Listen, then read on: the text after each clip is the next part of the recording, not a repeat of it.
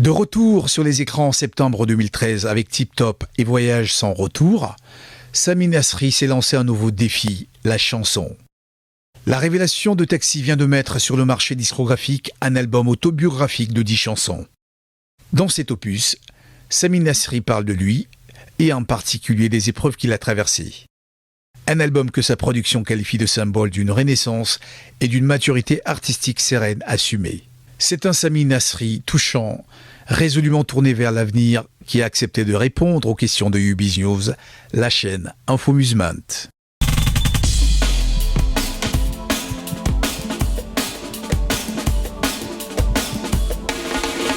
J'ai eu envie à un moment donné de faire comme ont fait mes pères, c'est-à-dire Gabin, Delon, Darmon et tous les autres, chanter.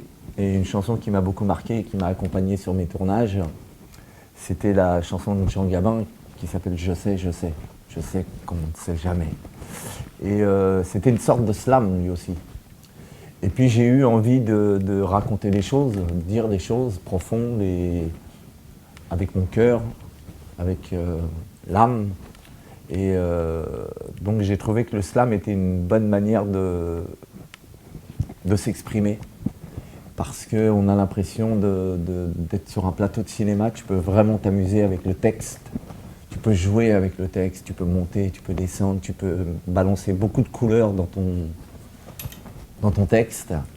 Et puis tout ça, j'ai eu la chance de collaborer avec une fille qui s'appelle Aimée, qui connaît ma vie sur le bout des doigts, le haut, les bas, ma filmographie, les ennuis, et puis on a écrit ensemble 10 titres qui me ressemblent beaucoup, où je me suis livré un peu, on est rentré un peu dans mon intimité. Je suis très content, je suis très heureux, et donc ça va permettre aux majors, en plus de ceux qui nous font déjà un petit peu de l'appel du pied, de voir avec la production ceux qui sont vraiment intéressés et qui ont envie de défendre les morceaux que j'ai enregistrés.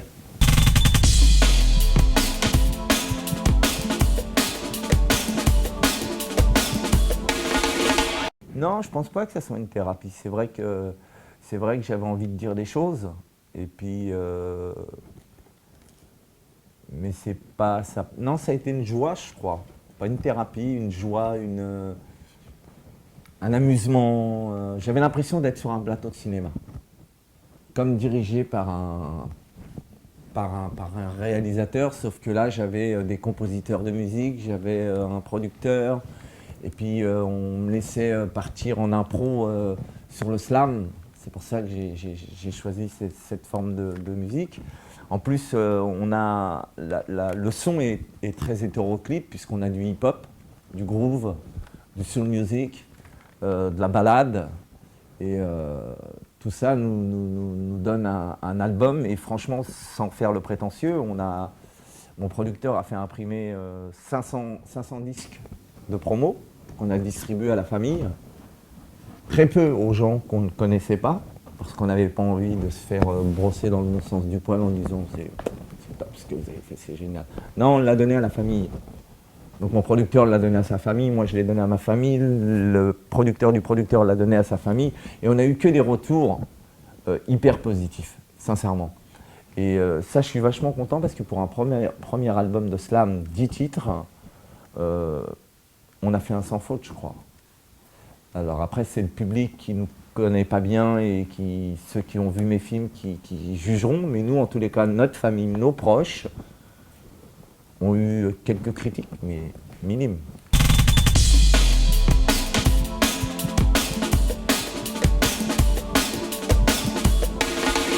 J'en veux pas à la France, puisque c'est mon pays d'adoption.